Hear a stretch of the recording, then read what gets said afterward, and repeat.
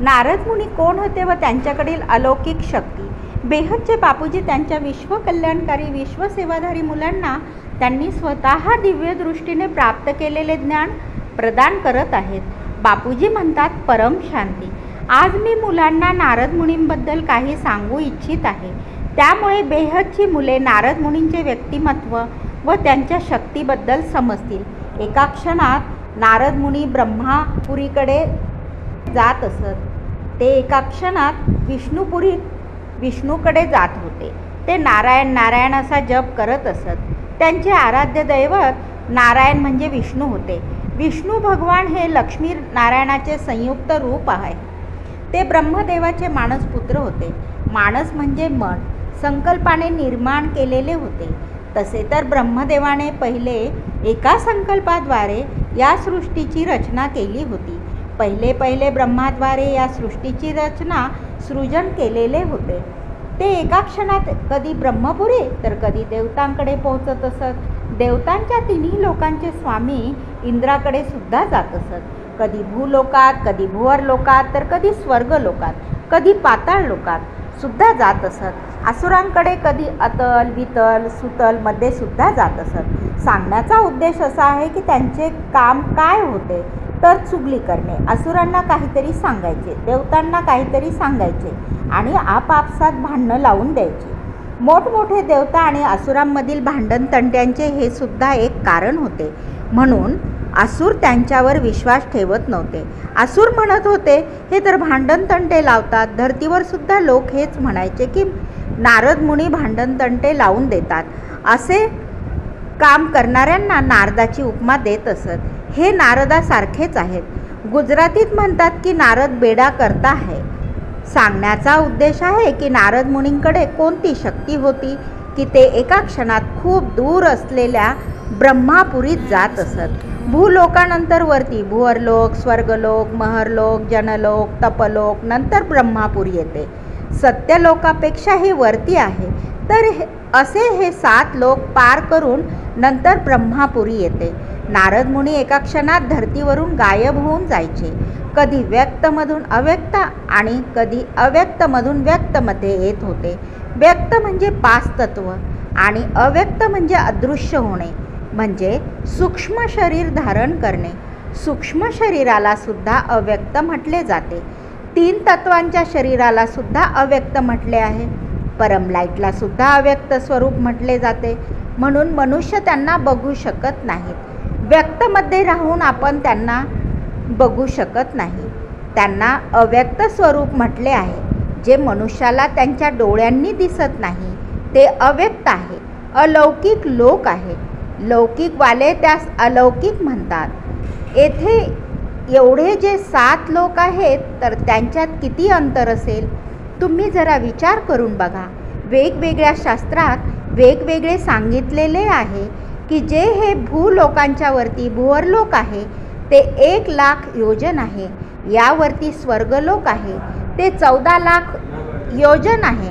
यावरती नंतर महरलोक आहे ते 1,00,00,000 योजना आहे. त्यानंतर महरलोकाच्या वरती जनलोक आहे ते 2,00,00,000 योजन आहे. त्यावरती तपोलोक 4,00,00,000 योजन आहे. नंतर सत्यलोक त्याच्या डबल म्हणजे 8,00,00,000 योजन आहे व ब्रह्मापुरी याच्या डबल म्हणजे 16,00,00,000 योजन आहे. तर हे सर्व ब्रह्मापुरीत एका क्षणात व्यक्तमधून अव्यक्त होऊन साकारमध्ये जाऊन हे समजा की कोणी मनुष्याशी बोलत आहे, कोणी राजाबरोबर बोलण्यासाठी येत होते. ते धर्तीवर आले म्हणजे कोणी राजाबरोबर बोलण्यासाठी येत होते. ते धर्तीवर आले म्हणजे कोणाचे उलटसुलट भांडणतंटे लावण्याचे काम करत होते. म्हणण्याचा अर्थ असा आहे की एका सेकंदात व्यक्तमधून अव्यक्तसुद्धा बनायचे आणि अव्यक्त स्वरूपात तेथे ब्रह्मापुरीसुद्धा पोहोचायचे. ब्रह्मापुरीतून एका क्षणात विष्णुपुरी, विष्णुपुरीपासून ब्रह्मापुरीचे अंतर खूप मोठे आहे आणि विष्णुपुरीपासून कधीकधी किती अंतर आहे हे शास्त्रात लिहिलेले नाही. परंतु ती जी ब्रह्मांडाची अधिशक्ती आहे, जी ब्रह्मा विष्णू शंकराद्वारे संकल्पाद्वारे समस्त ब्रह्मांड संचलित करत असते. ब्रह्मांडाची आदिशक्ती जी शिवाची शक्ती आहे, जे शिवपुरीमध्ये राहतात त्यांच्याकडे सुद्धा ते जात होते. साऱ्या चुगल्या सारा रिपोर्ट देण्यासाठी समस्त ब्रह्मांडात जात असत. ब्रह्मा विष्णू शंकरात सुद्धा आपापसात भांडणे लावत असत. कधी कधी एक महादेव पार्वतीकडे येत होते. सांगण्याचा उद्देश असा आहे की हे असे एक व्यक्तिमत्व आहे की जे हिमालयातील महादेवाकडे सुद्धा पोहोचत असत. मी माझ्या कितीतरी व्हिडिओजमध्ये सांगितले आहे ना, शंकर पार्वती हे शिवशक्तीचे साकारी रूप आहे. या ब्रह्मांडात ब्रह्माद्वारे सृजन, विष्णूद्वारे संगोपन आणि शंकराद्वारे विनाश हे मी कित्येक वेळेस सांगितलेले आहे. आपले ब्रह्मांड 1 प्रकाश वर्षाचे आहे. एका सोलर सिस्टीमलाच ब्रह्मांड म्हटले जाते. नारद मुनी समस्त ब्रह्मांडात कोठेही येऊ जाऊ शकत होते. पाताळ लोकात तसेच वरील शिवपुरीमध्ये सुद्धा जाऊ शकतात. फक्त परमधामातच जाऊ शकत नाही, कारण की परमधामात निराकार स्टेज पाहिजे. ते ब्रह्माची रचना आहेत, तर त्यांच्यात किती शक्ती असेल बघा. या ब्रह्मांडाचा रचनाकार शिव आहे. मी कितीतरी वेळेस सांगितलेले आहे, आपले ब्रह्मांड एक कलेचे आहे. जो निराकार परब्रह्म परमेश्वर ज्यास म्हटले आहे, या निराकाराकडे एक कलेची शक्ती होती, कारण की श्रीकृष्णाला 16 कलेचे म्हटलेले आहे. तर एका कलेच्या 5% निराकाराने एका संकल्पाने आपले आकारी रूप निर्माण केले, जे शिव आकारी बनले. त्यांना परमपुरुषसुद्धा म्हटले जाते. आदिपुरुषसुद्धा म्हणतात. आदिदेवसुद्धा म्हणतात.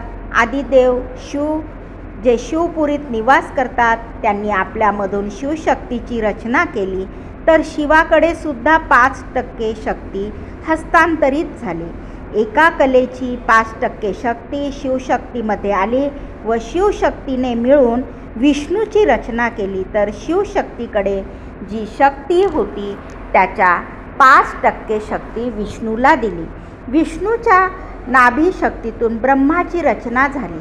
विष्णूकडे जी पण शक्ती होती त्या शक्तीच्या 5% ब्रह्माला दिली आणि ब्रह्माने नंतर त्यातून आपल्या संकल्पाद्वारे परमपुरुषांची रचना केली. या परमपुरुषांनी नंतर परमप्रकृतींची रचना केली आणि अनेक संकल्पाद्वारे अनेक रचना होत गेली. या परमपुरुषांचे अधपतन होऊन ते देवता बनले.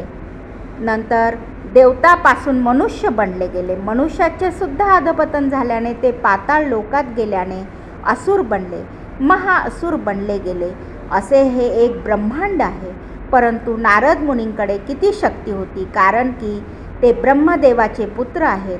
ब्रह्मदेवाकडे जी शक्ती असेल तेवढीच पण ब्रह्मदेवाने सुद्धा स्पेशल संकल्पाने आपल्या मनाने त्यांची रचना केली व त्यांना मानसपुत्र असे म्हटले जाते. तर नारद मुनी जास्त श्रेणीच्या शक्तीचे आत्मा बनविले गेले असतील तरीसुद्धा त्यांच्यात किती शक्ती असेल, कारण की एक कलेची 5% शक्ती शिवशक्तीकडे आहे. शिवशक्तीची 5% शक्ती विष्णूकडे आहे. विष्णूची 5% शक्ती ब्रह्माकडे आहे आणि ब्रह्माने नंतर नारदाला दिली.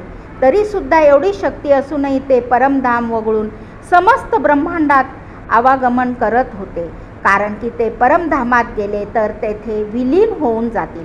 कारण की निराकार स्टेज बनविता येणार नाही आणि ते त्यात विलीन होऊन जातील.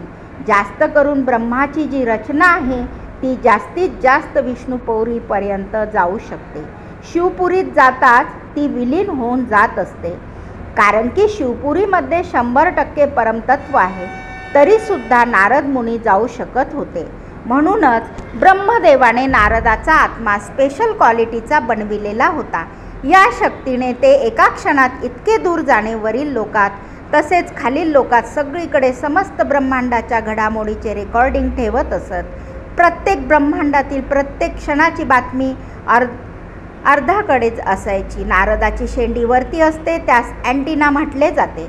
हा नारदाचा अँटिना म्हणजे शेंडी वरती असायची, तर ब्रह्मांडातील प्रत्येक गोष्टीतील प्रत्येक क्षणाच्या बातम्या त्यांच्याकडे असायच्या व ते हे ऐकून त्या एक दुसऱ्यांना सांगायचे. अरे, त्या असुराने तर असे म्हटले, देवताने असे म्हटले. मनुष्य लोकांसुद्धा ते गप्पा मारत असत व आपापसात भांडण तंटे लावून देणे हे त्यांचे कामच होते.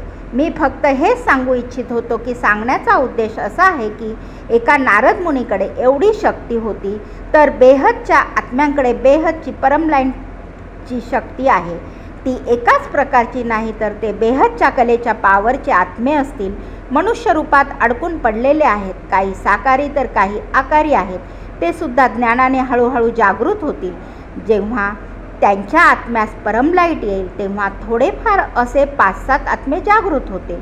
बेहदचे 5-7 आत्मे जरी जागृत झाले तर ते कितीतरी दुनिया बदलू शकतात. हे फक्त मी समजून सांगण्यासाठी उदाहरण दिलेले आहे, कारण की शास्त्रातील या सर्व गोष्टी जाणतच असतील. महाभारत बघत असतील, गंगा मैया बघत असतील, रामायण बघत असतील, तर या सर्व सिरियलमध्ये नेहमी नारदजीची भूमिका असते. म्हणून नारदाला सर्वजण समजू शकतात. त्यांच्याकडे कोणती शक्ती होती, ऐकण्याची, रूप बदलण्याची की दूर दूर एका क्षणात पोहण्याची. याशिवाय स्वतः कोठेही प्रगट होण्याची शक्ती. ही आत्म्याची शक्ती मनाच्या गतीने चालत असते. जसे रावणाचे पुष्पक विमान होते, तो ते मनाच्या गतीने चालवित होता. ते विमान 3 तत्वांचे होते. मनात संकल्प करताच ते विमान प्रगट होत होते आणि मनाच्या गतीने चालत होते. ज्या विमानातून त्याने सीतामाईचे हरण केलेले होते व मनाच्या गतीने अदृश्य झाला होता. मनाला विलीन करणे म्हटले आहे, तर विलीन होणे म्हणजे अदृश्य होणे, गायब होणे. विमानाला मनाने प्रगट करून त्यात बसणारे सुद्धा वजनाने हलके होत होते. अशी ही मंत्राची शक्ती पहिले देवी देवतांकडे असायची, जशी आजची साधने आहेत. आज आपण बघत आहोत, सायन्सची साधने बघत आहोत. पुढे जाऊन खूप जबरदस्त आध्यात्मिक सायन्स येणार आहे. हे सर्व तंत्रज्ञान खूप लवकरच बदलले जाणार आहे व त्याऐवजी आध्यात्मिक सायन्स येईल. जेव्हा आध्यात्मिक शक्तीची विमान येतील, परमलाईटची विमान येतील, तेव्हा समस्त दुनियेचे परिवर्तन करण्यासाठी, बेहदच्या आत्म्यांना दूर जाण्यासाठी ही साधने असतील. बेहदच्या आत्म्यांना समस्त दुनियेचे परिवर्तन करण्यासाठी दूर दूर जायचे आहे. बेहदच्या कलेच्या ब्रह्मांडापर्यंत जायचे आहे. बेहदची मुले बेहदच्या कलेच्या परमलाईटच्या विमानात बसून जातील, तर त्या विमानाची गती किती असेल. त्यांच्या बुद्धी थोडेसे ज्ञान प्रगट करण्यासाठी मी हे सर्व उदाहरण देऊन सांगत होतो. परम शांती.